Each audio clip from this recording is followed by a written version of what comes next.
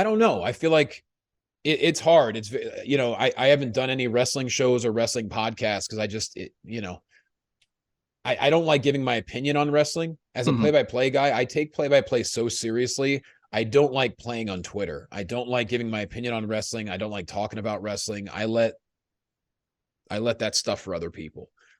But to do a show like this, I thought it was a lot of fun. And the way you asked me was so professional, and you're like, yeah, it's just talk about wrestling and talk about your experiences. Like, for me, that's what it's about. It's, you know, if I don't ever do anything ever again in wrestling, I've done more than I ever could have imagined.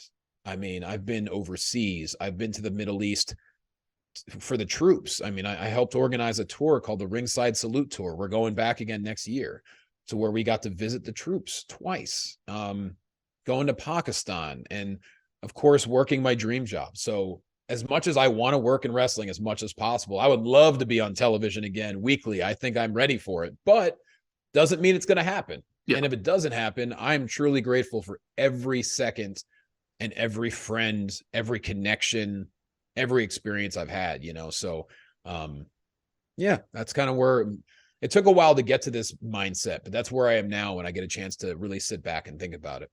It's a super healthy mindset. And I do think that's a benefit that can come with shows like this, is you can really sit back and reflect on your own career, and people can have a new appreciation for the work that people put in. And I don't know, I think nostalgia is a very powerful tool. You know, you have the Conrad Thompson hosts of podcasts, which basically they're all set around nostalgia. And I think nostalgia isn't just about, you know, 10, 20, 30 years ago. A year ago, if you can look back at something you did a year ago and maybe with a new set of eyes, think back and say, wow, that was pretty cool. That's great. That's huge, I think. Absolutely. I mean, you think back to 2 years ago when the pandemic hit. Oh my God, you talk about visceral and just how surreal things were. I remember Friday, March 6th, we had SmackDown TV in Buffalo, and, you know, 205, of course. And I remember talking to Shane Helms, who's also a very good friend. We've been to the Middle East twice to visit the troops. Love Shane to death. I said, hey, do you want to drive to Niagara Falls after TV? Because we were starting to get the whispers of the pandemic, and we didn't know what was going to happen.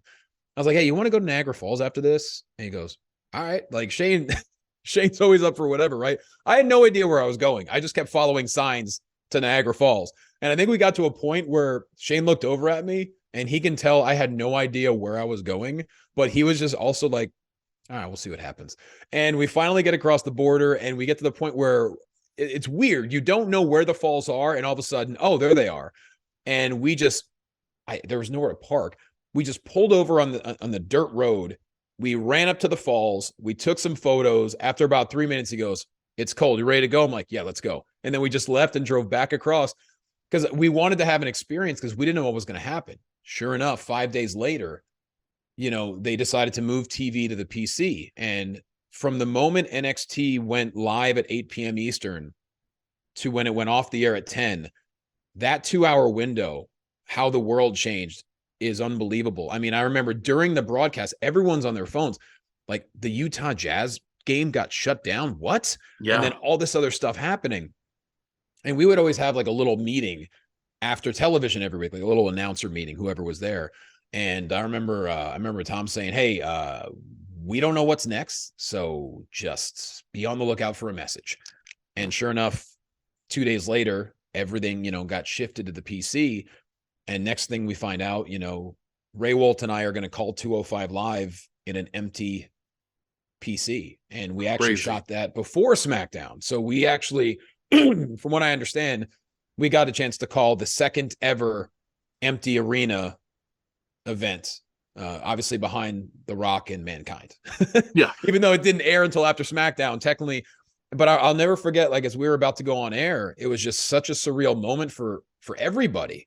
But him and I being like, the amount of pride I had in that moment, it's hard to explain. And obviously we didn't want to mention, because we didn't know what the pandemic was at the time. We just said, I don't even remember what I said on air, but it's something to the extent of like, you know, in these very uncertain times, we just want to put smiles on your faces and do what we do best. And that is bring the action, something to that extent. Like, just glance on it, there's no people here. We have to reference it, but then let's move on.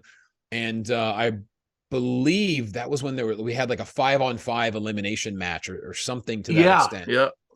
And then every week after that was leading up towards WrestleMania, which I remember the phrase was too big for just one night. And so, we got to do that catchphrase and stuff like that. And just you talk about, I was there for a year, but how many changes happened in that 1 year is really unbelievable. And, I'm proud of everything I did there. And I'm truly grateful for every single moment. Yes. Did I feel more moments were coming? Absolutely. But, worldwide pandemic happens, decisions get made. And unfortunately, some decisions are not in your favor. All you can do is, pick yourself back up and make yourself better. And I'm better now than I was 2 years ago. I can tell you that. And so I owe it to having to adjust and having to go through changes to see what you're really made out of, and that's kind of where I'm at right now. But looking back on that, so many surreal moments. Yeah. Thank you for providing that insight, because I do think the COVID and pandemic era of professional wrestling is going to be something that it's going to be talked about a lot. There's going to be a lot of documentaries, a lot of retrospectives. Right now people are it's not gone, but it's obviously a lot better. There's less shutdowns than it was and all that.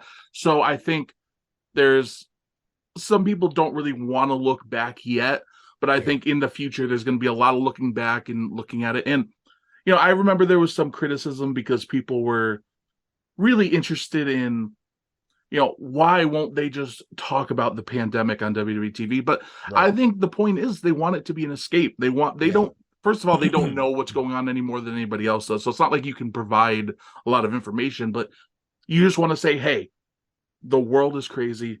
People are scared.